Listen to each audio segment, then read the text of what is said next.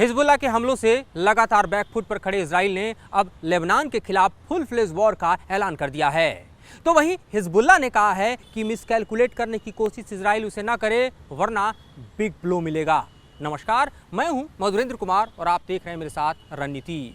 और ऐलान किसी और ने नहीं बल्कि इजराइल की एयरफोर्स के कमांडर तोमर बार ने किया है। और उसने कहा कि सरप्राइज अटैक की एक ऐसी रणनीति पर इजराइल काम कर रहा है जिसके कारण full fledge war, full scale war तो लेबनान को झेलना होगा और हिजबुल्लाह को इजराइल के हाथों बड़ी कीमत चुकानी पड़ेगी। लेकिन हिजबुल्लाह ने इस धमकी के बाद कुछ इस कदर पलटवार किया है जो इजराइल की भी नींद उड़ाने के लिए काफ़ी है। हिजबुल्लाह ने कहा है कि उसे मिसकैलकुलेट करने की कोशिश इजराइल ना करे तो बेहतर होगा। हिजबुल्लाह ने कहा है कि एक ऐसा बिग ब्लो इजराइल को दे सकता है जिससे इजराइल फिर से खड़ा न हो पाए। तो इस तरह की धमकी देकर हिजबुल्लाह ने फिर से इजराइल के लिए एक बड़े डिटरेंट को क्रिएट करने की कोशिश की है।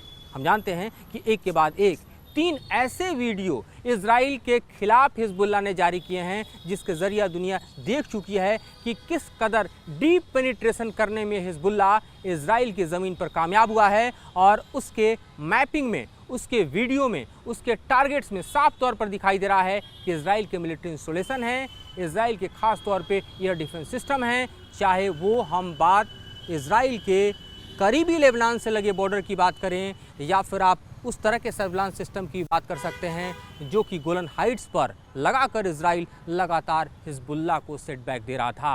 तो गोलन हाइट हो या आज की तारीख में इजराइल के भीतर बने हुए तमाम मिलिट्री इंस्टॉलेशन हो या फिर एयर फोर्स स्टेशन हो, ये सब कुछ अब हिजबुल्लाह की जद में है और हिजबुल्लाह की वीडियो ये बतलाने के लिए काफ़ी है। इसीलिए रामत डेविड जो तकरीबन 50 किलोमीटर की दूरी पर नॉर्दर्न बॉर्डर से दिखाई देता है और एक बड़ा एयर बेस, बड़ा मिलिट्री बेस इजराइल का है, वहाँ का वीडियो जैसे ही हिजबुल्लाह ने जारी किया वो ज़मीन पर किसी और को नहीं बल्कि तोमर बार को पहुंचना पड़ा जो इजराइल एयरफोर्स के कमांडर हैं। और वहाँ से उन्होंने हिजबुल्लाह को धमकी दी और धमकी जैसे ही दी हिजबुल्लाह ने पलटवार करते हुए बतला दिया कि ये जंग आसान नहीं होगा। लेकिन इस बीच ये समझना बेहद ज़रूरी है कि जिस तरह से हाल के दिनों में इजराइल और ख़ास तौर पे हिजबुल्लाह के बीच एक्सचेंज ऑफ फायर बढ़ा है, कोई ऐसा दिन नहीं जिस दिन हिजबुल्लाह और इजराइल के बीच जो है एक्सचेंज ऑफ फायर ना हो रहा हो। इससे बड़ी बात यह है कि हिजबुल्लाह के हमलों में इजराइल का आयरन डोम सिस्टम भी फेल होता हुआ दिखाई दे रहा है, क्योंकि जिस तरह से इजराइल के सैनिक हिजबुल्लाह के हमलों की जद में आ रहे हैं वो बतलाने के लिए काफ़ी है कि हिजबुल्लाह के हर हमले को टैकल करने में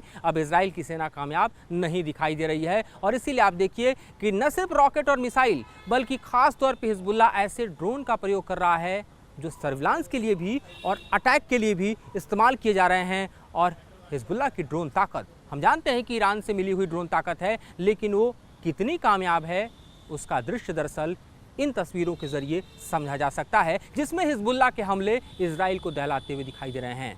ईरान की ड्रोन ताकत का नज़ारा हम हूती के हमलों के जरिए भी तेल अवीव में देख चुके हैं, जहां पर तेल अवीव के उस एरिया को टारगेट करने में यमन से हूती कामयाब हुआ जहां पर अमेरिकी कौंसलेट है और वहां पर कैजुअल्टी हुई, वहां पर डिस्ट्रक्शन हुआ, जिसका पलटवार भले ही इजराइल ने यमन के पोर्ट एरिया में किया, वहां पर मिसाइलें बरसाई, एयरफोर्स के जरिए बड़े हमले को अंजाम दिया। लेकिन एक तरफ हूती और दूसरी तरफ हिजबुल्लाह ने ये एहसास तो इजराइल को जरूर दिला दिया है ये जंग इतनी आसान नहीं होने वाली। इजराइल के भीतर डीप पेनिट्रेशन करने में दोनों कामयाब हैं और जिस आयरन डोम सिस्टम के जरिए इजराइल अपने बचाव का समूचा कवच तैयार करता है उसे भेदने में भी कोई कसर न हिजबुल्लाह छोड़ेगा और ना ही हूती। शायद यही वजह है कि आप देखिए कि नेतन्याहू जब पिछले सोमवार से लगातार अमेरिकी दौरे पर बने हुए हैं तो वहाँ उनको अब किसी का सपोर्ट नहीं मिल रहा है। ना ही आने वाले दिनों में आप देखेंगे कि बाइडेन की जगह कमला हैरिस राष्ट्रपति पद की उम्मीदवार होने वाली हैं, उनको सपोर्ट भी मिल चुका है। उनके साथ बैठक की हो नेतन्याहू ने या फिर बाइडेन के साथ बैठक की हो, अब दोनों ने ही दरअसल इजराइल से अपना हाथ खींच लिया है और ये कह रहे हैं कि सीज फायर करो, ये कह रहे हैं कि युद्ध विराम करो, ये कह रहे हैं कि हमास के साथ डील करो। दूसरी तरफ ट्रंप से भी कोई बड़ा सहारा इस वक्त नेतन्याहू को मिलता हुआ दिखाई नहीं दे रहा है। ट्रंप भी इस तरह के वॉर में विश्वास नहीं रखते और ट्रंप के टेन्योर को आप देखें तो ट्रंप ने भले ही युद्धोन्माद फैलाया हो लेकिन किसी भी जंग के मैदान में वो अमेरिका को कूदते हुए नहीं दिखाई दिए। यहाँ तक कि ट्रंप ने तो हम देखें तो तालिबान के हाथों अफगानिस्तान की सत्ता एक तरह से बैठे बिठाई सौंप दी और वहाँ से अमेरिकी सेना को वापस कर दिया। तो अगर ट्रंप आते हैं तो भी आप जान के चलिए कि इजराइल के लिए जंग आसान नहीं होगा। और अगर कमला हैरिस आती हैं तो जिस तरह के बोल उनके सुनाई दे रहे हैं वो शायद ही बाइडेन के इजराइल प्लान को आगे बढ़ा पाएँ। इस वक्त के चुनावी माहौल में तो ऐसा ही प्रतीत होता है। लेकिन इस वक्त एक और बड़ी बैठक का जिक्र करना जरूरी है जो कि मॉस्को में हुई है और किसी और के बीच नहीं, बल्कि आप देखिए तो खुद पुतिन ने सीरिया के प्रेसिडेंट के साथ की है। और ये बैठक अपने आप में बतलाने के लिए काफ़ी है कि किस तरह से अब सीरिया और रूस मिलकर जो मिडिल ईस्ट का इलाका है वहाँ पर एक डोमिनेंस क्रिएट करना चाहते हैं। हम जानते हैं कि सीरिया और टर्की के बीच एक बड़ा तनाव चल रहा है और पुतिन अब मीडिएट कर रहे हैं कि ये तनाव खत्म हो और ख़ास तौर पे अमेरिका के खिलाफ, इजराइल के खिलाफ जो गोलबंदी है, लामबंदी है, उसमें रूस यहाँ पर लीड करे और वो दरअसल सपोर्ट सीरिया को करे, टर्की को तो कर ही रहा है और साथ ही आप समझिए कि मिडिल ईस्ट के अन्य देशों के साथ भी रूस से गहरा संबंध बनाता दिखाई दे रहा है। दूसरी तरफ अगर आप मॉस्को से निकलकर सीधे बीजिंग की तरफ जाएं तो वहाँ भी छोटा डेवलपमेंट नहीं बल्कि बड़ा डेवलपमेंट हुआ है, क्योंकि वहाँ पर बैठक हुई है। ख़ास तौर पे आप देखिए ईरान की मध्यस्थता की वजह से हमास और उसके साथ जो बैठक हुई है वो फतह की हुई है। और ये बैठक एक मैसेज को दे रही है कि किस तरह से ये सुपर पावर आने वाले दिनों में फ़लस्तीन को समर्थन देंगे। तो एक तरफ रूस एक्टिवेट दिखाई दे रहा है, दूसरी तरफ चीन एक्टिवेट दिखाई दे रहा है, ईरान दोनों के साथ संपर्क साधे हुए है, ईरान के प्रॉक्सी इजराइल को पूरी तरफ से घेरे हुए हैं। क्या आप हिजबुल्लाह को लेबनान से देखिए, हमास वार अभी कंक्लूड नहीं हुआ है।